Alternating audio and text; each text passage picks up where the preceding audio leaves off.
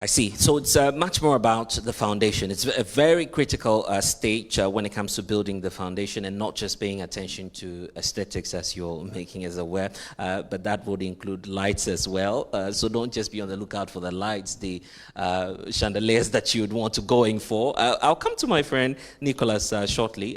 He's joining us from Global Lighting. But just before we come to the aesthetics, which is also a very critical aspect of home ownership, I want us to deal with the legal requirements when putting up that foundation. And that's why I want to come back to you, Lawyer Kwame Gyan, just before we do Nicholas. The point about, I see buildings, you walk, on some of the streets here in Accra, and you realize there's a marking, a red one, of course, either from the local assembly indicating produce permit, stop work. We see that a lot of times. But what's the legal reasoning to that? Because when you're about putting up the foundation, it appears there's a requirement. We just heard from, Ben indicating to us that you are forced most of the time. Oh, start doing something when you acquire the land. But there are legal requirements as to what you need to do before you start that foundation. Two things. First, on the physical part of the Structure, foundation, yes. the structure. There is the National Building Regulations, LI 1630.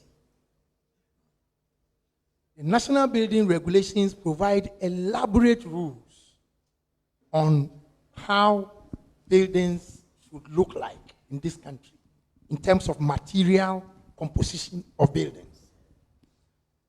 The National Building Regulations also provide that before you put up a building in this country, you must have a building permit to construct a building. Then, the National Building Regulations also provide the definitional requirements of the permit. And it says the permit must be an approval, a registered document from the Chief Registrar of Lands. An approval? Yes. Of the design of the building? Wait. Right. Mm-hmm. You first must get a permit before you build. And you will not get a permit unless you have title to the land.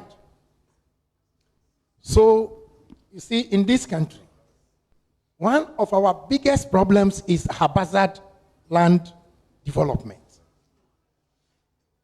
Occasionally, one might think that it is a deficiency in the law. It is not the law. It is simply a matter of enforcement of the law. So, look at the sequencing. The National Building Regulations provide all the necessary laws and principles to ensure the structural and design integrity of a building.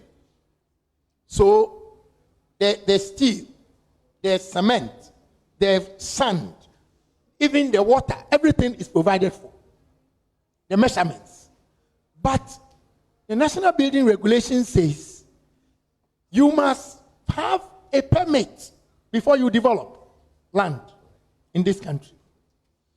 And the same law says you will not get a permit unless you have a document relating to the land which is registered. As the owner, which you must technically have your might not interest right. in the land registered. Right. Mm-hmm. It means that all those parts of our countries where everybody is building without a registered document should not have happened by now. By now, if we had been compliant, Accra probably shouldn't have reached Jonte yet. Yes. Because, no, listen. Now, Accra has joined Suhum. Why? Why is Accra sprawling laterally? Now, overtaking Suhum. Those lands in Amasaman Pokwasi, which supplied fresh fruits and corn and cassava to the city. All those lands have become haphazard housing development. It is not because we don't have the laws. It is because we are not enforcing our laws.